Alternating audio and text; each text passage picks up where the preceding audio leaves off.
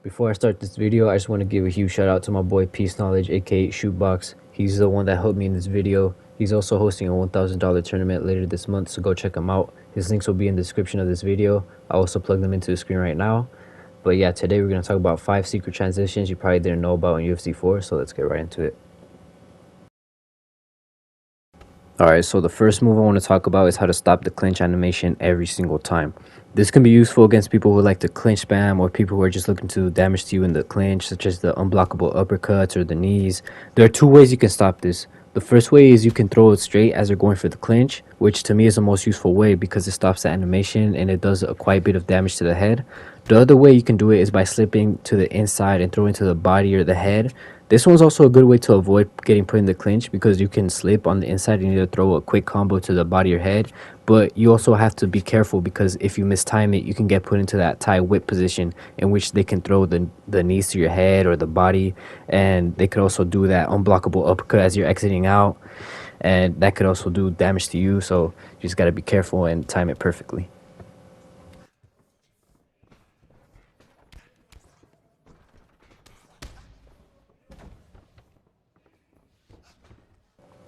Alright, so the second move I want to talk about is how to stop the submission drain cheese.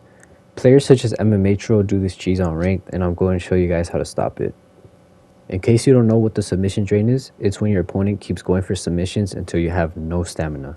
You mostly see this cheese with jiu-jitsu fighters or calves, and the most common position for this cheese is top mount. So you can see here, I keep going for the submissions and canceling it after it gets locked in over and over, and you can see not only does it drain my stamina, but it also drains my opponent's stamina.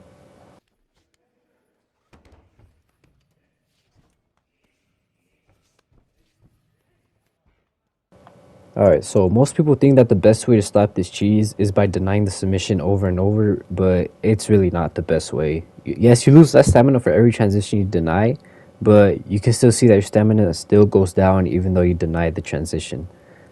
And the person doing the cheese, they won't stop. Even if they're drained, they won't stop. So they're just going to keep going until you're drained as well. And I'm going to show you guys the best way to counter this right now.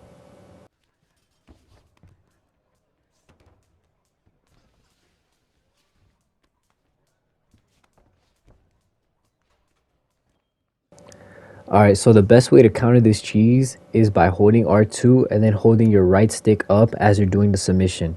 This is the best way because as you can see, when you do the R2 and then right stick up, your stamina bar pauses, but your opponent's stamina still goes down. And if you keep doing this over and over, eventually their stamina will be drained and your stamina will still be full. So when they're drained, you can either just go for a get up or you can just move to the left or right to get a better position.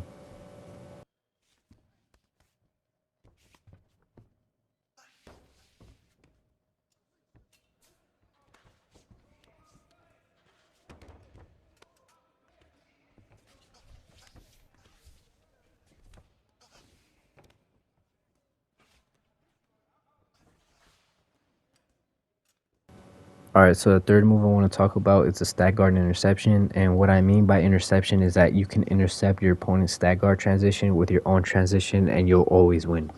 So if you see your opponent going to stag guard a lot, this trick is definitely the most useful one to gain advantage on the ground. So when your opponent goes for stag guard, you can either move left, right, or down, and you'll always win that position whichever one you choose. So when your opponent is committing the stag guard, you can do the half guard sweep, you could go for the armbar, you can do the bottom get up, you could go for the triangle choke, you could go for the omoplata, and you could go for the bottom half guard sweep. This only works when your opponent is committing for the stag guard transition because if your opponent goes for the posture up, they'll win the position every single time and they'll be able to posture up and land damage or get up or whatever they want to do. And if they go for the get up, they'll just have enough time to deny your transition. The only reason why you don't have enough time to deny when you commit to stag guard is because you're only using half of your transition bar, whereas your opponent is using their full transition bar, which is why when you go for the stag guard and your opponent goes for a reversal, a get up, or a submission, they'll always win that transition. It's because the stag guard only uses half of the transition bar. Okay, so the fourth move I want to talk about is the undeniable armbar from back mount.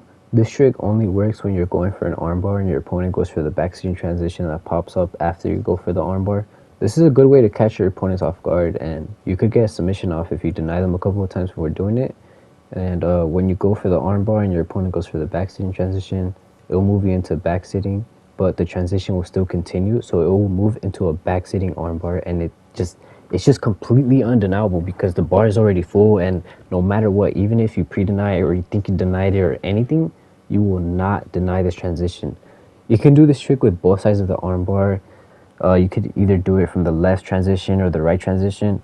But if you don't want to fully commit to the armbar, but just want to get that back sitting transition, you can try and bait it out by faking the armbar from either side and just hope that your opponent will go for the back sitting transition.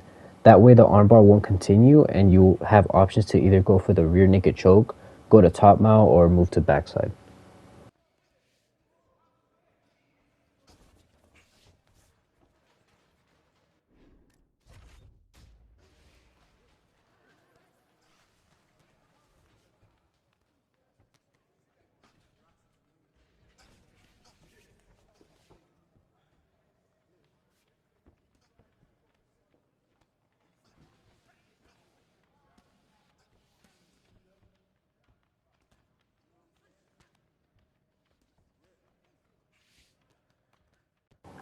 And last but not least, the fifth and final move that I'm sure almost nobody knew about is the feet on hips knee bar.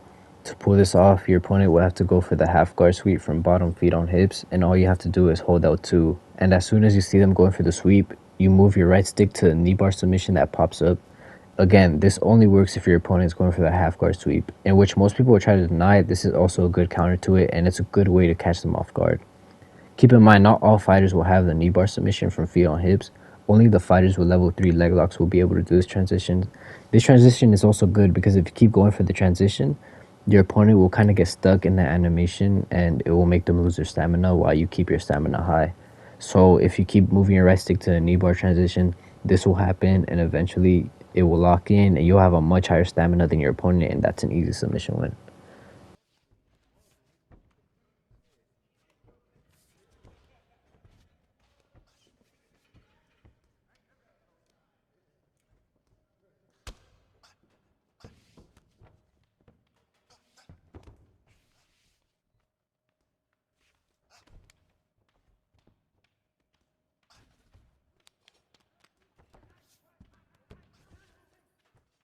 So yeah, those were 5 secret transitions that you probably didn't know about in UFC 4. Again, huge shout out to my boy Peace Knowledge. He helped me out with this video. His socials will be linked in the description below. And I hope you liked this video. Hopefully this was a useful video, and I'll see you guys in the next one.